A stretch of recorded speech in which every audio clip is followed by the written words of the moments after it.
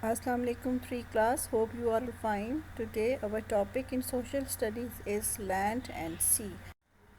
Now students, I will explain you about the land and water. The surface of earth is made up of land and water. Sea and ocean make up almost 2/3 of the earth's surface.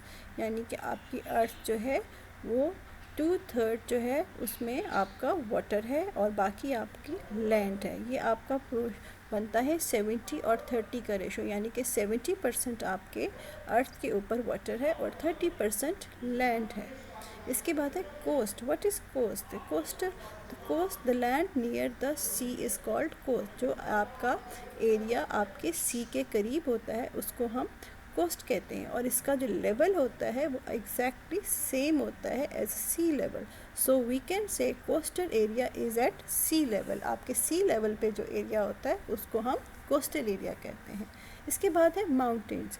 In some places there are high mountains, they can reach a height और high altitude are over 8000 meters. कुछ areas में mountains इतने ज़्यादा high होते हैं कि उनकी जो एल्टीट्यूड होता है या उनकी जो हाइट होती है वो 8000 मीटर से भी ज़्यादा होती है। और आपके वर्ल्ड का सबसे हाईएस्ट माउंटेन कौन सा है? आपका माउंट एवरेस्ट है, और उसकी हाइट कितनी है? 8848 मीटर्स उसकी हाइट है। इसके बाद आते हैं आपके ओशंस। आपको पता है ओशंस क्या होते हैं? Large areas of water, large body of water होते हैं आपकी अर्थ पे जो है वो है ओशंस पे। और ओशंस जो होता है आपको पता है अर्थ के ऊपर आपके 5 ओशंस हैं। सम ओशंस आर वेरी डीप। इनमें से कुछ ओशंस जो है वो बहुत ज़्यादा डीप हैं।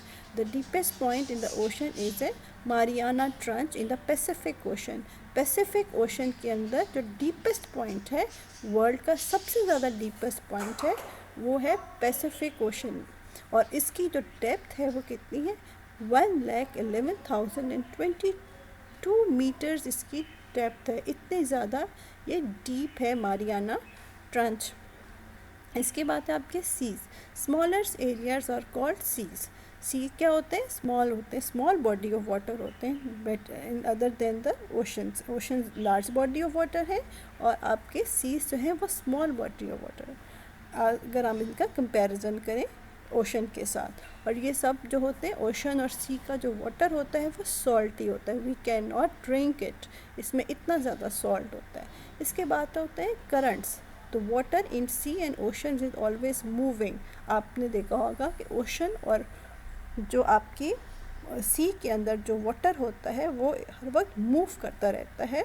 और किस शेप में मूव करते हैं? वेव्स की शेप में। और इस मूवमेंट को हम क्या कहते हैं? करंट कहते हैं। तो ये आपके डिफरेंट कहेंगे कोस्टल एरिया, माउंटेन्स, ओशन, सी और करंट्स की डिफरेंट इनकी जो है वो डेफिनेशंस हैं। Now I will talk about the different land forms. इसमें सबसे पहले हैं mountains and hills. On the land there are hills and mountains. आप सबको पता है हिल्स क्या है और माउंटेन्स क्या है। Hills are the smaller shape of mountains. Mountains बहुत ज़्यादा हाइट पे होते हैं, बहुत ज़्यादा हाई होते हैं और उनकी स्टीप होती है, जबकि आपके माउंटेन्स ना ही ज़्यादा आपके हिल्स जो होती हैं they are not very as high as and steep as mountains. इसका बेस डिफरेंस यही है कि उनके साइज़ में और उनकी स्टीप में वो छोटे होते हैं माउंटेन से। हिल्स जो होते हैं आपके माउंटेन से छोटे होते हैं। इसके बाद है valley.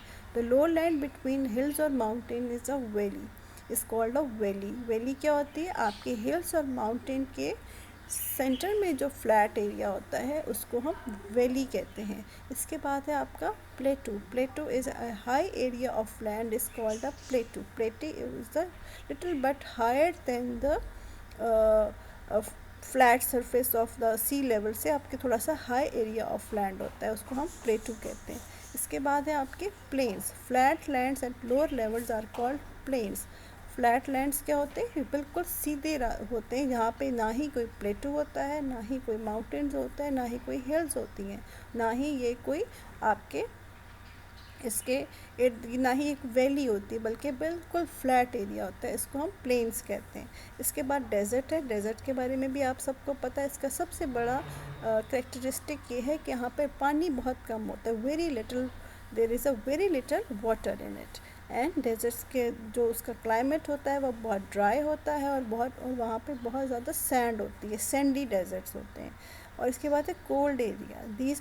These places have a lot of ice and snow.